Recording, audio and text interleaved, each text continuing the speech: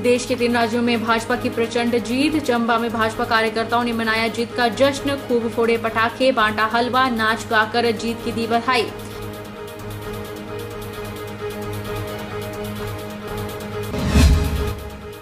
बिलासपुर के मगरोड के पास national highway पर फिर लगा खोखा। सड़क के बीच परिवार ने लगाया अपना बिस्तर, रखे पत्थर। परिवार ने नेशनल हाईवे की जमीन अपनी होने का किया दावा।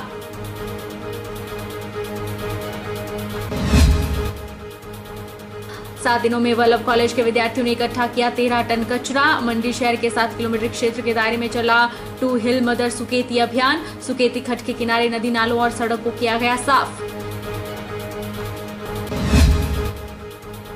और सुंदरनगर की सुनीता देवी ने लिखी कामयाबी की इबारत। जमीन न होने पर घर की छत पर पनीरी उगाने का कार्य किया शुरू।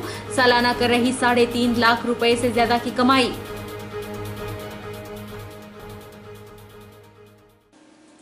नमस्कार, आप देख रहे हैं एचपी 24x7। देश के 3 राज्यों में भाजपा की प्रचंड जीत के बाद पूरे देश के भाजपा कार्यकर्ताओं में एक बार फिर जोश देखने को मिल रहा है। जगह जगह पर इस जीत का जश्न मनाया जा रहा है। चंबा मुख्यालय के मुख्य चौक पर भी भाजपा महिला मोर्चा और भाजपा कार्यकर्ताओं ने पटाखे फोड़ने के साथ ही नाच गाकर जीत का जश्न मनाया। लोकतंत्र में जनता। देश के 3 राज्यों में भाजपा की प्रचंड जीत के बाद चंबा मुख्यालय के मुख्य चौक पर भाजपा महिला मोर्चा और भाजपा कार्यकर्ताओं ने पटाखे फोड़ने के साथ नाच गाकर हलवा बांटकर जीत का जश्न मनाया। 3 राज्यों में जीत के बाद अब भाजपा 2024 के चुनावों की तैयारी में जुटी है और इससे कार्यकर्ताओं में काफी जोश देखने को मिल रहा है। भाजपा कार्यकर्ताओं ने बताया कि तीनों राज्यों में जो प्रचंड जीत मिली है उसमें मोदी का नाम एक बार फिर से पूरे देश में छाया हुआ है। जिस तरह से 3 राज्यों में भाजपा ने जीत दर्ज कराई है, 2024 में एक बार फिर से नरेंद्र मोदी देश के प्रधानमंत्री बनेंगे। आज का दिन बहुत ही ऐतिहासिक है।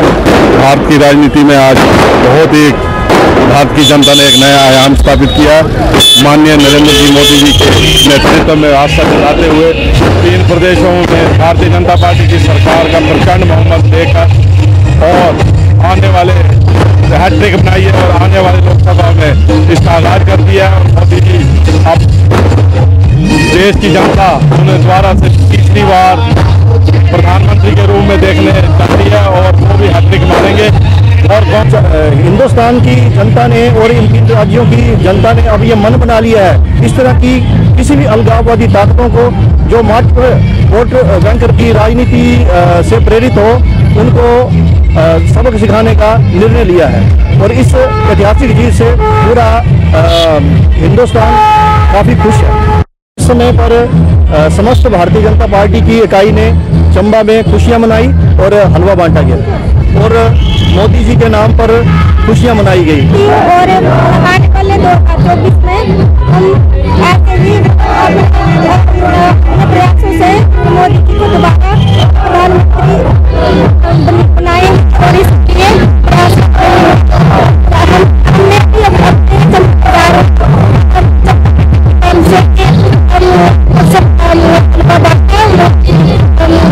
भी ही सर्वोपरि है। जनता ने जो जनादेश दिया है कांग्रेस पार्टी उसे स्वीकारती है। आज का समय कांग्रेस पार्टी के लिए आत्मविश्लेषण, आत्मचिंतन का समय है। यह बात प्रदेश कांग्रेस के मुख्य प्रवक्ता आकाश शर्मा ने भाजपा की प्रचंड जीत पर कही। आकाश शर्मा ने भाजपा के कर्मठ कार्यकर्ताओं को बधाई भी दी। लोकतंत्र में जनता ही सर्वोपरि है और जनता ने जो मैंडेट दिया है उसको कांग्रेस पार्टी स्वीकार करती है और जनता का धन्यवाद व्यक्त करती है। दूसरी तरफ हम ये भी कहना चाहते हैं और बधाई प्रेषित करना चाहते हैं भारतीय जनता पार्टी के कर्मठ कार्यकर्ताओं को जिन्होंने ज़मीनी लेवल पर जाकर जो है वहाँ पर अपनी पार्टी की नीतियों को प्रचारित और प्रसारित किया जिससे उन्हें यह विजय हासिल हुई। हम ये भी कहना चाहते हैं कि आज का समय जो है वो कांग्रेस पार्टी के लिए आत्मविश्लेषण का समय है, आत्मचिंतन का विषय है और कांग्रेस को अपनी दशा और दशा निर्धारित करने का समय है। हमेशा हमने ये देखा है कि जब पार्टी सत्ता में सत्तासीन हो जाती है तो संगठन को कमज़ोर करने का प्रयास किया जाता है और संगठन में जिन सक्रिय कार्यकर्ताओं की भूमिकाएं रहती हैं जो पार्टी को सत्ता सुख दिलाते हैं, सत्ता में पहुंचाते हैं, उन लोगों को लास्ट पंक्ति में खड़ा कर दिया जाता है और कुछ चाटुकार लोग, चापलूस लोग जो है पार्टी में एंट्री पा जाते हैं, जिसकी बदौलत जो है यह परिणाम हमें आज देखने को मिल रहा है। इस परिणाम से हताश होने की बिल्कुल भी आशा और अपेक्षा नहीं है। हमें चाहिए कि हम दुगने मनोबल से जो है 2024 के इलेक्शन की तैयारी करें। पति के अक्सर बीमार रहने और खेती लायक जमीन न होने पर मंडी जिला के सुंदरनगर के भरजवाड़ू की सुनीता देवी ने अपने घर की छत पर पनीरी उगाने का कार्य शुरू किया। सुनीता देवी एक साल में 3 से 3.5 लाख रुपए की कमाई कर रही हैं। मंडी जिला के सुंदरनगर की सुनीता देवी ने कामयाबी की इबारत लिखी है। जमीन न होने पर घर की छत पर पनीरी उगाने का कार्य शुरू किया। सुनीता देवी पनीरी उगाने के साथ लीज पर ली गई भूमि पर प्राकृतिक तरीकों से सब्जियां का भी उत्पादन कर रही है। सुनीता देवी केवल 5वीं पास है और आज वह छत पर पनीरी उगाने का कार्य करने पर देश भर में नाम कमा रही है। उन्हें नाचन जन कल्याण सेवा समिति, कृषि विज्ञान केंद्र सुंदरनगर और कृषि विश्वविद्यालय पालमपुर के कुलपति ने उनके घर आकर सम्मानित किया है। वहीं केंद्रीय मंत्री पुरुषोत्तम रूपाला ने भी महिला किसान दिवस के अवसर पर सुनीता के साथ वर्चुअली बातचीत कर उन्हीं के सराहनीय कार्य के लिए तारीफ की। कृषि विज्ञान केंद्र सुंदरनगर के माध्यम से हिमाचल प्रदेश के विभिन्न कृषि शिक्षण संस्थानों के बच्चे सुनीता देवी के पास प्रशिक्षण लेने के लिए आते हैं। अब तक वह 300 से अधिक बच्चों को प्राकृतिक खेती और छत पर पनीरी के बारे में प्रशिक्षण दे चुकी हैं। छत पर पनीरी उगाने के कार्य को लेकर सुनीता देवी इलाके के लिए एक प्रेरणा स्रोत बनकर उभरी हैं। उन्होंने साबित करके दिखाया है कि मजबूत इच्छा शक्ति से हजारों मुश्किलों को पार किया जा सकता है और कामयाबी की इबारत लिखी जा सकती है। सुनीता देवी का कहना है कि पति के अक्सर बीमार रहने और खेती लायक जमीन न होने पर घर की छत पर पनीरी उगाकर आय का सहारा बनाने के बारे में सोचा, जिससे कि वह घर पर रहकर अपनी बीमार पति का भी ख्याल रख पाएंगी। इसके साथ ही पनीरी को उगाने के लिए जमीन की भी जरूरत नहीं होगी। इसके लिए उन्होंने घर की छत पर लकड़ी के बॉक्स बनाकर उसमें विभिन्न सब्जियों की नर्सरी तैयार की और बाजार में बेचना शुरू किया। इससे सुनीता देवी को 1 लाख तक की कमाई होने लगी। सुनीता देवी छत पर गोभी, बंद गोभी, ब्रोकली, घिया, करेला, खीरा, प्याज की पनीरी उगाती हैं और बाजार में बेचती हैं। गांव के लोग उनसे घर पर आकर ही पनीरी ले जाते हैं और इस तरीके को भी सीखते हैं। सुनीता देवी ने पनीरी को उगाने के कार्य में सफलता मिलने पर सरकार की सहायता से प्राकृतिक खेती करने की सोची। इसके लिए उन्होंने जमीन लीज पर लेकर खेती शुरू कर दी है। सुनीता देवी का कहना है कि पनीरी बेचकर और प्राकृतिक खेती करके वह 3 से 3.5 लाख रुपए सालाना की आय अर्जित कर रही हैं।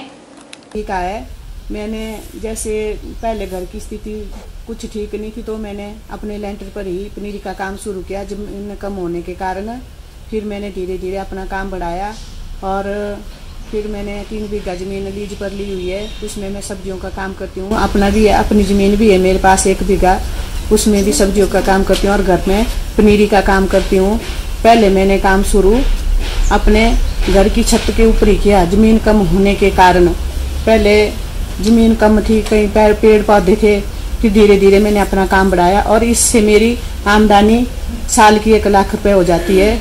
जैसे खेत में मैंने सब्जी लगाई हुई है, उसमें 2-2.5 लाख के करीब मेरी आमदनी हो जाती है। पहले तो थोड़ी कम थी, अब थोड़ा बढ़ा के ज़्यादा करके ज़्यादा हो रही है। मैं सेल्फ हेल्प ग्रुप की प्रधान भी हूँ और अगले उधर मेरे घर में आए तीसरे दिन और उन्होंने बहुत सराहना की, भाई सुनीता जी आप अच्छा काम कर रहे हैं।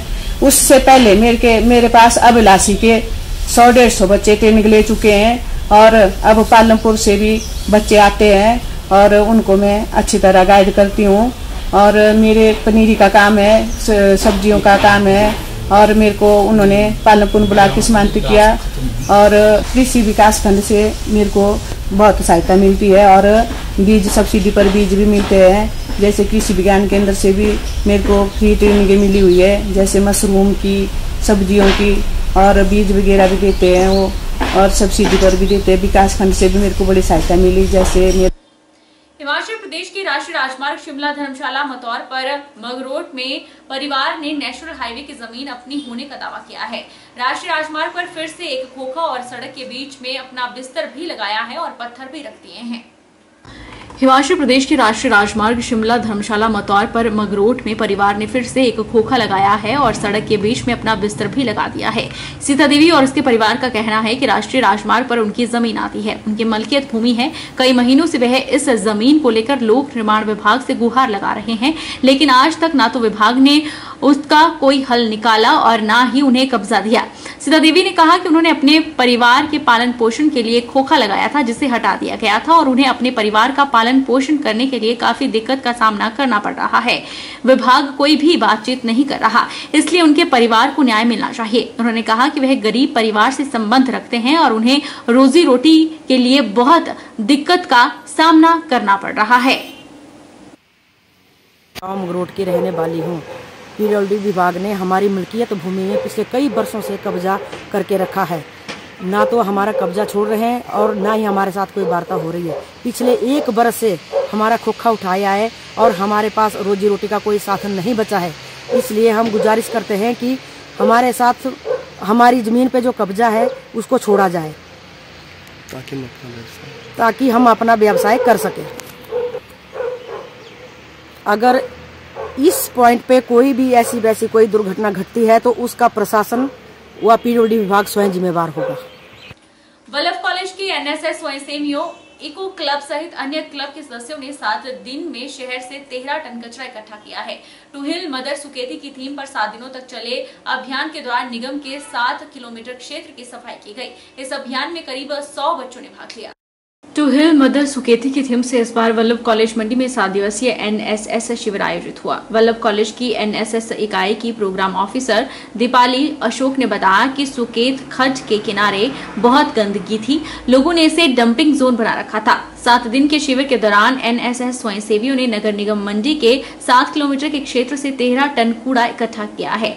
उन्होंने कहा कि 100 के लगभग एनएसएस, इको क्लब और अन्य क्लब के सदस्यों ने भी सफाई की। लगभग नगर निगम मंडी से पहले दिन 100 बैग लिए। जब साइट पर उतरे तो कुछ ही घंटों में कचरे के बैग भर गए। कचरे को निगम की गाड़ी तक पहुंचाना काफी मुश्किल भरा कार्य था, लेकिन बच्चों ने मेहनत के साथ कार्य किया। उन्होंने बताया कि टू हिल मदर सुकेती कार्यक्रम पर जिला प्रशासन, नगर निगम मंडी, रेड क्रॉस सोसाइटी, फायर विभाग का भरपूर सहयोग मिला। डॉक्टर दीपाली अशोक ने लोगों से नदी नालों और आसपास के क्षेत्रों को साफ रखने का आग्रह किया। 7 दिन का एक अभियान शुरू किया था जिसका नाम था टू हील मदर सुकेती। तो 27 नवंबर से लेकर 4 दिसंबर तक चली, जिसमें हमने 13 टन आज तक का हमारा रिकॉर्ड है कि हमने इतना प्लास्टिक कचरा जो है सुकेती खड्ड के सराउंडिंग से कलेक्ट किया। और ये जो हमारी ड्राइव थी ये रानी बाई से पंचवक्त्र टेम्पल की थी, which is around 6 to 7 kilometre area. सबसे बड़ी चुनौती तो थी कि बहुत अधिक कचरा था और उसे इकट्ठी कर पाना, क्योंकि हमने म्यूनिसिपल कॉरपोरेशन से पहले दिन 100 बैग लिए थे और हमने ये रियलाइज़ किया जब हम साइट पे उतरे और हमने ये रियलाइज़ किया कि वो बैग तो कुछ घंटों में ही भरने वाले हैं। तो उसके बाद हमें रेगुलर बैग्स लेने पड़े। कचरे की क्वांटिटी बहुत ज़्यादा थी और बहुत हैवी कचरा था।